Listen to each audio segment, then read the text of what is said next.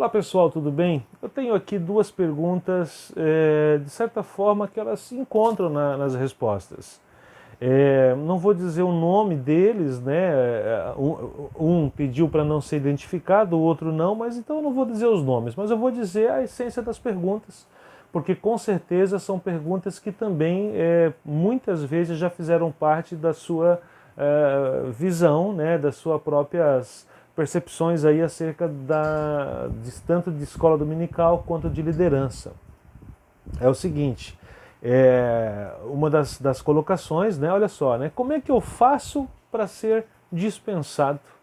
Ou seja, ele está perguntando como é que eu faço, eu não quero mais ser professor de escola dominical. E aí ele vem justificar, e ele coloca, olha, minha igreja tem bastante pessoas, são muitos membros, mas ninguém quer se voluntariar para trabalhar com o grupo de adolescentes.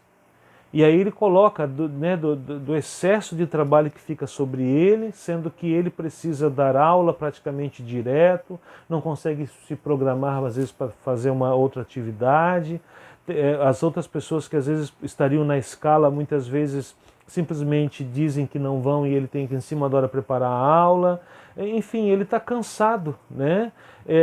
Mas ao mesmo tempo ele fica triste porque ele não quer deixar uma excelente turma de adolescentes sem escola dominical. Isso faz ele sofrer, ele não quer sair simplesmente e abandoná-los, mas ele está cansado.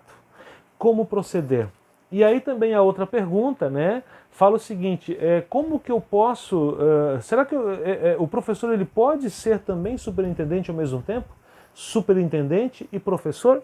Bom, são duas perguntas diferentes, mas a resposta para mim elas se encontram. E como que elas se encontram? É o seguinte, olha só, vamos resumir a segunda pergunta. O professor e o superintendente podem ser a mesma pessoa? Sim, podem ser. Até nós já trabalhamos isso aqui no canal em um vídeo há um bom tempo atrás. Mas não é indicado. Por quê? Porque o superintendente ele tem uma ação muito importante que é acompanhar a escola dominical como um todo. Ela acontecendo no tempo real em vários lugares. Ele tem que percorrer as salas de aula, ver se está todo mundo ali aprendendo direitinho, se tem algum problema acontecendo. E se ele começa a dar aulas, mesmo que seja na classe dos adultos ou tal, o que vai acontecer? Ele vai se privar de ter essa liberdade de estar olhando a escola dominical como um todo. Ele vai estar mais fixado a uma sala de aula apenas. E o que ele precisa fazer? Gerar novos professores. Pausa aí. Vamos agora para a pergunta número 1. Né? Olha, eu tenho certeza de que eu fui chamado para trabalhar com adolescentes, eu gosto de dar aula para eles, eu fico com pena deles ficarem sem aula, mas eu estou cansado, porque ninguém se apresenta para ajudar e tal. Aí, agora também a resposta é o seguinte: nós precisamos gerar novos líderes, nós precisamos gerar novos professores. Então a mesma resposta que eu vou dar para a irmã que perguntou se o professor e o superintendente podem ser a mesma pessoa, eu vou dar também para esse irmão que está falando aqui do seu cansaço. Sim, né, até pode ser a mesma pessoa, ou sim, você até pode pegar e dizer, Senhor, eu não quero mais. Só que eu vou dizer uma coisa para vocês. Nós precisamos ter claro em nossos corações que nós fomos chamados para frutificar. Se eu apenas aceitar o fato de, não, eu vou dar aula e vou ser superintendente, tudo bem, eu consigo suprir a necessidade de um outro professor que eu não tenho, mas a longo prazo, a médio e longo prazo, eu vou estar gerando um problema, eu não vou estar trazendo novas pessoas, eu não vou estar gerando novos professores, eu não vou estar capacitando novas pessoas, e um belo momento que eu não puder mais estar ali, a igreja fica sem superintendente e a igreja fica inclusive sem professores. Além disso, eu tenho que ter a certeza absoluta de que as pessoas têm chamados, Mas se elas não forem trabalhadas, se elas não forem impulsionadas, se elas não forem oportunizadas, muitas vezes esses chamados eles ficam escondidinhos, eles ficam contidos, eles ficam estagnados e essas pessoas elas acabam não cumprindo as vontades que Deus tem para a vida delas. Então é muito importante que eu use esses momentos de capacitação até para poder permitir que as pessoas vivam os seus próprios chamados.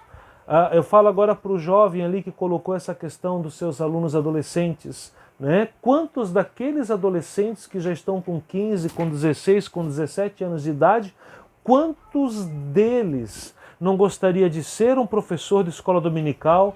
Quantos deles não gostaria de ser também alguém que ajudasse ali no sistema de organização das aulas, gostasse de fazer a introdução às aulas? Olha, hoje ainda eu recebi um WhatsApp de uma jovem adolescente de 16 anos dizendo que quer muito ser professora e hoje não tem oportunidade de ser professora, mas ela está fazendo esboços de estudos. Ela mandou para mim a foto de um esboço feito à mão por ela de estudo. 16 anos essa jovem, olha que bênção! Então, nós temos que buscar gerar vida. E aí vem a questão. Então, eu peço a vocês, né? Você até pode, então, dizer, não, vou fazer um sacrifício e vou dar todas as aulas. Ó, pessoal, esse é o meu relógio de pêndulo, né? Ó, 11 horas. 11 horas. Então assim, você pode até sem problemas nenhum dar as 13 lições sempre, aulas maravilhosas, mas você fazendo isso tem um problema muito sério. Você às vezes está sem querer, mesmo que doando-se de forma maravilhosa, você está impedindo, de certa forma, o que eu vou falar pode ser forte, mas é a verdade. Você pode estar impedindo que ali pessoas com dons latentes se mostrem, se expandam. Isso precisa ser trabalhado nos seus adolescentes. Professor, superintendente que aceita dar aula, amém, bênção, que legal, mas você também muitas vezes parece que está ajudando, mas você está suprimindo a possibilidade de alguém ali que nem sabe que daria um bom professor, de ser um bom professor. Então, antes da gente pegar e tentar resolver o problema colocando o nosso mais carga nos nossos ombros, nós precisamos pensar em gerar líderes, gerar professores. E é a dica que eu dou para vocês hoje, tá bom? E nos adolescentes, comece a chamá-los também nos adultos, a pergunta que foi feita lá com relação ao superintendente. Comece a chamar os alunos para explicar um tópico, ler um texto, trazer um exemplo, fazer uma abordagem. Daqui a pouco começa a surgir novos talentos. A gente às vezes fica esperando que da igreja, de tantas pessoas, né, um adulto lá se levante e diga, eu quero ajudar com os adolescentes. A gente convida, mas se eles não se levantarem, no meio dos adolescentes, com certeza, vai surgir 2, 3, 4, 5 ali que, bem motivados, serão grandes grandes arautos do rei aí para fazer a sua obra. Tá bom? Espero ter sido objetivo nessas respostas. Espero que elas tenham sido abençoadoras para vocês. Um grande abraço e até o próximo vídeo.